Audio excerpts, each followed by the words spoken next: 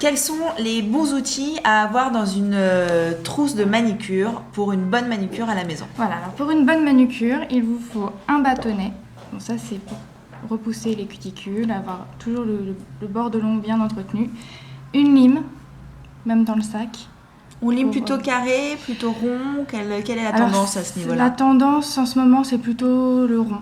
D'accord. C'est vraiment les ongles courts, assez courts et ronds. Ensuite, une huile pour toujours hydrater, éviter que les petites peaux ne repoussent, etc. Donc là, Essie et Orly. Une base donc pour protéger votre ongle des pigments du vernis. Ça, c'est très important. Toujours. Ça, voilà. Même quand on met un vernis naturel? Même quand on met un vernis naturel. D'accord. Ça adhère mieux. Déjà, le vernis va mieux tenir. Et pour un vernis foncé, ça évite que votre ongle ne jaunisse. D'accord. Voilà.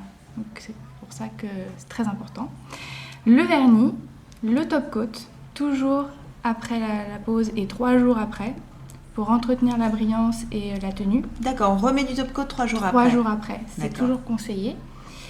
Et ça, alors, c'est les petites gouttes séchantes, ça c'est super, c'est un produit qui vient d'arriver. Ça se présente comme ceci. Une goutte par ongle. D'accord. Et ça accélère votre séchage de vernis. Voilà, le séchage de votre vernis. Parfait, merci beaucoup. Et le petit truc qui est bien aussi, c'est le bloc ponce, le bloc brillant en fait. C'est ce qui va faire briller votre ongle avant le vernis. D'accord. Ça peut être pas mal aussi. Voilà. Quels sont les bons outils à avoir dans une trousse de manicure pour une bonne manicure à la maison? Voilà, alors pour une bonne manucure, il vous faut un bâtonnet. Bon, ça c'est pour repousser les cuticules, avoir toujours le bord de l'ongle bien entretenu. Une lime, même dans le sac.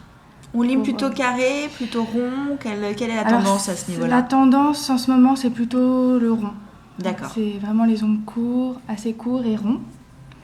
Ensuite, une huile pour toujours hydrater, éviter que les petites peaux ne repoussent, etc. Donc là, Essie et Orly. Une base donc pour protéger votre ongle des pigments du vernis. Ça, c'est très important. Toujours. Ça, voilà. Même quand on met un vernis naturel? Même quand on met un vernis naturel. D'accord. Ça adhère mieux. Déjà, le vernis va mieux tenir. Et pour un vernis foncé, ça évite que votre ongle ne jaunisse. D'accord. Voilà. Donc c'est pour ça que c'est très important. Le vernis, le top coat, toujours après la pose et 3 jours après, pour entretenir la brillance et la tenue. D'accord, on remet du top coat 3 jours après. 3 jours après, c'est D'accord. toujours conseillé. Et ça, alors, c'est les petites gouttes séchantes, ça c'est super, c'est un produit qui vient d'arriver. Ça se présente comme ceci. Une goutte par ongle. D'accord. Et ça accélère votre séchage de vernis. Voilà, le séchage de votre vernis. Parfait, merci beaucoup. Et le petit truc qui est bien aussi, c'est le bloc ponce, le bloc brillant en fait. C'est ce qui va faire briller votre ongle avant le vernis. D'accord. Ça peut être pas mal aussi. Voilà.